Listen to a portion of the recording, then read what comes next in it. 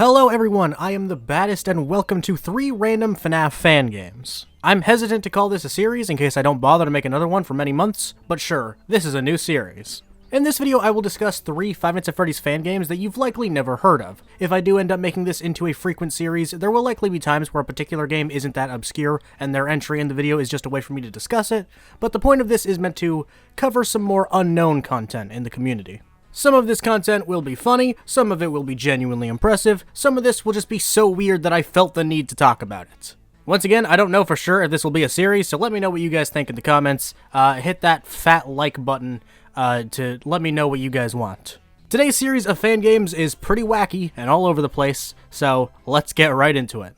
Five Nights at Meats. I bet you're happy you clicked on this video. This is a game made on FNAF Maker, so you know you're in for something great. For those of you that don't know, FNAF Maker is basically a game/software where you can add your own assets to the mechanics of the first couple FNAF games. I tried using it once just to see what it was, and it's totally cool if you want to use it to throw something together for fun, but it is not sufficient for actually making a good game. In Five Nights at Meats, you are watching a house that belonged to a scientist that killed his family. This scientist liked to experiment with bringing inanimate objects to life, more specifically, bringing food to life. This is why you must defend yourself against meat and, I think, pickle, or maybe cucumber. I'm not sure. Do I look like do I look like the kind of guy to eat vegetables? There are also assets for an apple in the game's files, but I only played the first 2 nights, so yeah, I don't know. This game uses the mechanic of audio lures like FNAF 3 does, and it is the most generous I've ever seen do it. There's a room that's really far from you that both the meat and the pickle can be in at the same time, and I just use the audio lure in that room whenever someone's missing. I somehow still managed to die while doing this, and I don't really understand how. If they were out of my view for a second, they could kill me seemingly at random. Again, this was also on the second night. So, that was strange. Yeah, so I see now, now that I'm editing this, that the apple killed me. The character that I didn't know existed. So that's how I lost. So yeah, that was an L. That was a pretty fat L. Why am I talking about this game and why is it the title? Bitch, because it's Five Nights at Meats. This is magnificent. This is art. This is a FNAF game where the main threat is a slab of meat with a face like it's from Annoying Orange. Not only that, this game has a story that explains that. Why? That's stupid, but I love it. The fact that this is a house that belonged to a scientist that created the living food, but also killed his family, is so outrageously funny to me. I like to think that this man killed his wife just to make her into an uncooked steak with eyes and a mouth. Five Nights at Meats is truly a game. That is it.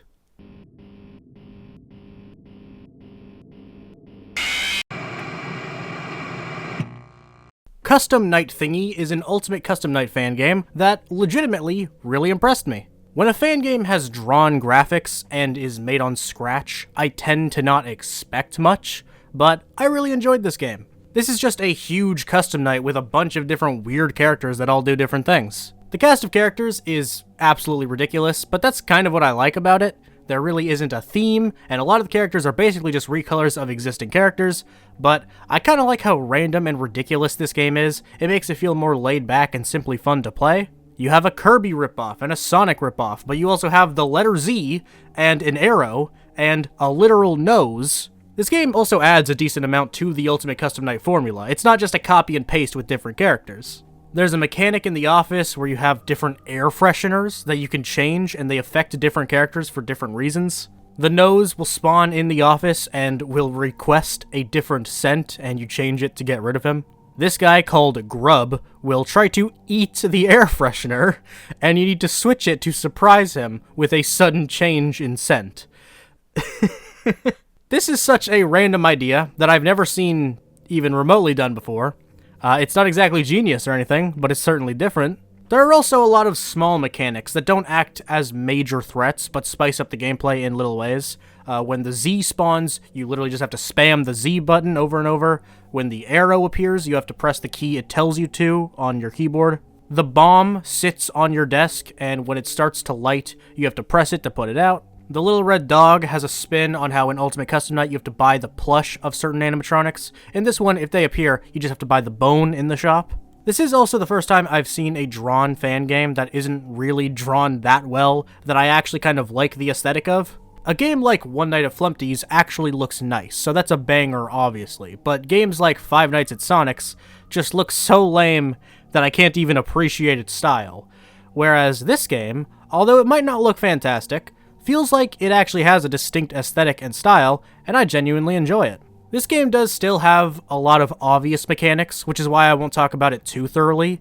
It has 2 doors and a vent, it has an equivalent to the music box, it has a vent system, it has a flashlight that you use to get rid of a couple characters. But like I said, with the sheer amount of strange characters and the changes made to the formula, this game feels different from any other Ultimate Custom Night fan game I've played, and it was fun.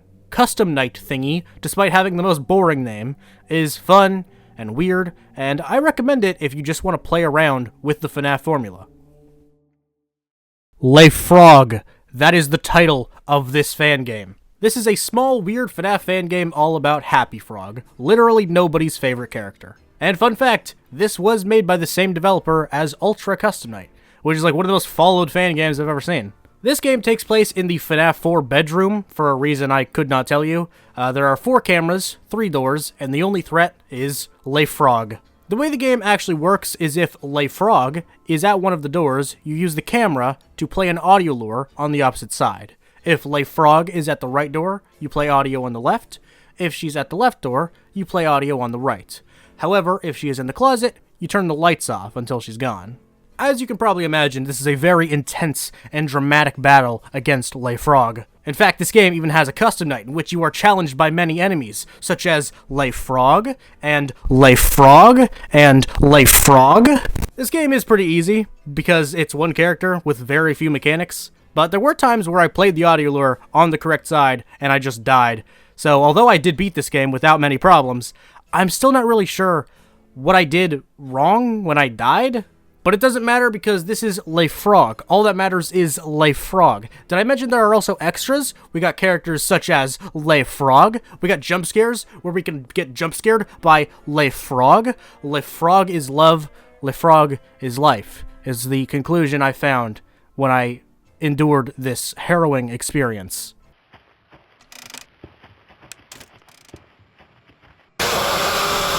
Well, that was one of the weirdest and stupidest videos I've ever made.